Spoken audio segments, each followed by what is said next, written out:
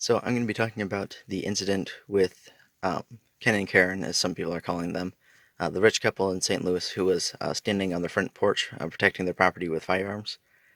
I think it's just laughable how I think it's just funny how a massive mob of people was breaking and entering into a gated community, and this massive mob was just easily redirected by two people with guns, and they were clearly very bad at using their firearms. I mean, if there were going to be any charges, I would say probably a charge on the wife for negligent use of a firearm because like she had her gun like behind a guy's head at one point. So and she kept her finger on the trigger. So that was stupid of her. But as for crimes of assault, I obviously don't think that is warranted.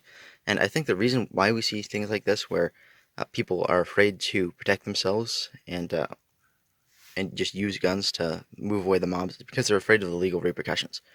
Because in our system now, if you protect yourself, people could very well sue you for a very substantial amount of money.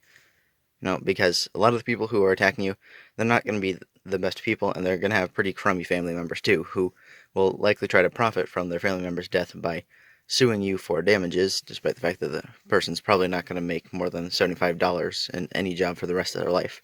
So they're going to try to sue you for damages for killing people. So that's why people are afraid to use firearms, because of the legal repercussions of it. And this kind of makes sense, because the government loves power. Everyone in government loves power. That's why they're in government. So when you start encroaching on their territory, so-called, when you start protecting yourself and your family, that's their job. It's supposed to be their job. That's why they're getting paid. So when you're proving that you can protect yourself without them, well, then it's a threat to their job. So that's why the government likes encroaching on people's ability to protect themselves, because they want to be the only ones who are capable of doing it. People in government love power. They always have. So I think it's a good thing. This is a demonstration of how effective even very poor firearm usage can be in redirecting large groups of people. I'm probably only like 40 rounds in both those guns added together, but I mean, it was capable of moving massive mob right along. So I think that was pretty awesome, and I like seeing this. I like knowing that people are capable of protecting themselves. This is like the positive side of anarchy, because was definitely an anarchist incident. See, the government technically had an obligation to be going there and stopping people from destroying private property and arresting them for it. That's the government's job, ensuring justice. So these people had committed a crime. The government was not there to protect them.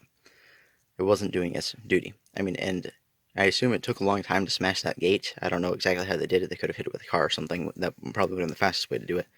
But the government had an obligation to be there, and it wasn't.